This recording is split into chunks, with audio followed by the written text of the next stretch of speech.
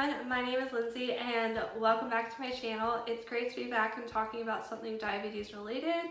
Today I'm going to be sharing with you all the story of my lowest blood sugar experience. As a diabetic, I experience low and high blood sugars on a daily basis. I am trying my best to figure out what each number feels like.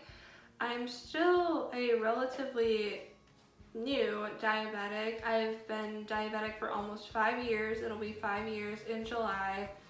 Having diabetes has taught me so much about my body, how I react to certain foods and how I react to certain activity. I'm still learning, I'm still growing, and I hope to always keep learning and growing. At the time of this story, I did not have a continuous glucose monitor, and because of this incident, it really sped along my process of getting one. So getting into the story, this happened in December of 2017. At this time, I was going through a lot of changes.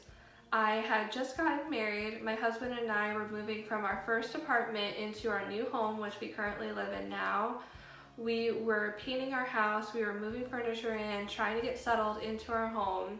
I was finishing up my second to last semester of college ever, and we were about to leave on our honeymoon. Being December, it was the holidays. My husband and I left for a week trip to Hawaii, and we were going to come back and have Christmas Eve and Christmas with our families, and then we were going to move into the new year, and then I would start student teaching, and it was all very, very exciting, but also very hectic, as you can imagine. At the time, I was working at a steak and seafood restaurant here where I live. I won't say where it is, but I will just say that it's a fancy restaurant that requires reservations, dressing up. At this restaurant, I was a hostess. I had the typical hostess duties such as seating guests, figuring out where the guests were going to sit. I also ran the coat room sometimes. I was able to answer phones and take reservations, and it's a very important job. The hostess position at this restaurant was a lot of responsibility, but it was something I really enjoyed doing. It being the holiday season, there were many important and fancy dinners that were going on in the restaurant. On this particular night, I was scheduled to work from about 5 to 10 o'clock. It kind of varied when my shift would end. You would have someone who would come in at 4 and they would work until about 8-ish, and then you would have someone who would come in at 5 or 6, and then they would finish out and close the night. I was kind of in the middle. We had 3 hostesses that night instead of the standard 2. I was going to get to go home a little bit earlier than the last hostess, but not very much, and I knew it was going to be a busy night. Before my shift, I needed a little pick-me-up, so I went to Starbucks and I ordered my coffee, and I also got a granola bar, I believe. I bolused for my coffee, and I also bolused half for my granola bar. I knew that this night was going to be very busy and I didn't want to go too low, so I decided if I would bolus that amount, it would be okay and I would be stable. So I'm drinking my coffee and I had eaten my granola bar. I was feeling good about the amount of carbs that I was eating and the amount of insulin I gave, and I started the night. The night was going really well. I felt like I was really on top of my job. I was getting compliments from my manager saying that they were proud of how hard I was working, and I felt really good. And I kind of got ahead of myself a little bit, because when you get that boost of confidence of, oh hey, you're doing a really good job from your managers, of course it's going to make you want to work harder, and so I did. I didn't feel low at all during the night. I was feeling very, very normal. I thought I was stable. I remember I checked my blood sugar once at 88, which is a pretty good number. My range tends to be from about 80 to 180 or somewhere around there. Everyone's range is different, but that's just my typical blood sugar range. So I continued working and I was happy with how my blood sugar was doing.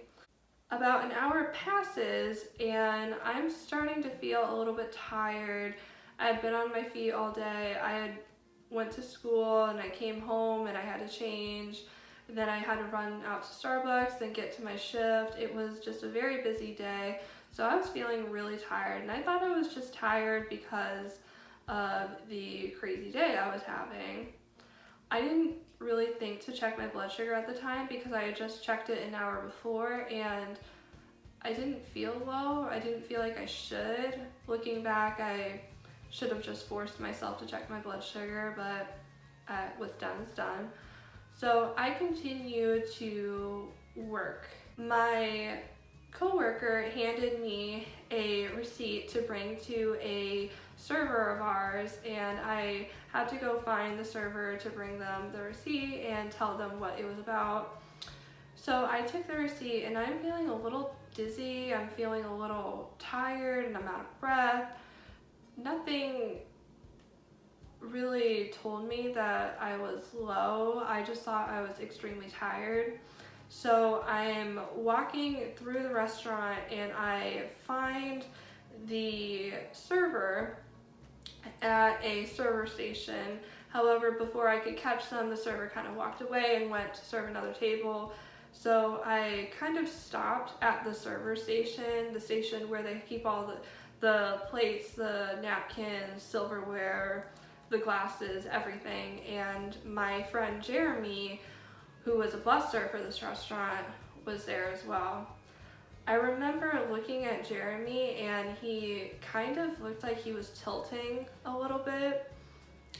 It was really strange. I felt like the room was spinning and I didn't really know why he was tilting at all.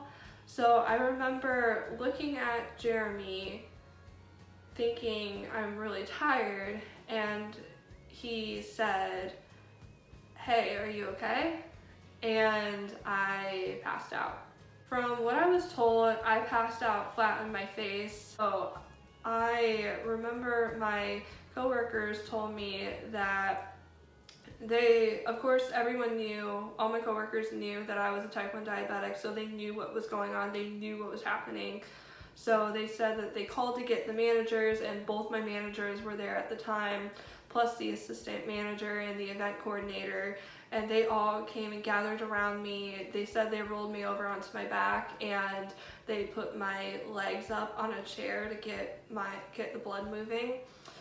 I woke up and my eyes were like kind of squinting and I was having a hard time opening my eyes, and they said, "Lindsay, you passed out. Is your blood sugar okay?" And I said, "I don't know." So my managers ordered my coworker to go get me some orange juice. They brought me some cheese slices and a bread roll from the kitchen, which was super nice, and they brought it out on a big plate and they said just start eating, and they called 911. My dad is a frequent guest at the restaurant I was working at, and he was also good friends with both my managers at the time. So my managers knew that my dad would know what was going on. They thought that they should let him know. So my managers called my dad. I told my managers to also call my husband and tell him what had happened. Unfortunately, at the time, my husband's car was in the shop, so he was unable to come get me. Also, my mom and her boyfriend were working at my house. They were helping my husband paint a room in our house. So my husband kind of wanted to stay at the house and help them if needed. So, and he was totally fine, and I was totally fine with my dad coming to get me. So the ambulance is on their way, and my dad has been called, and my managers are telling me, "Okay, Lindsay, like we've got you and we're gonna get this taken care of." I realized I had passed out in front of a bunch of people in the restaurant, and I was really embarrassed. I mean, it's not fun when you pass out due to a low blood sugar, and I had so many people coming around me asking, "Are you okay? Is there anything I can do?" Which was super nice, but I just felt bad because I was disturbing people from their dinner, and I know they probably didn't care at the time, but it was just hard to kind of accept that my blood sugar had dipped so low.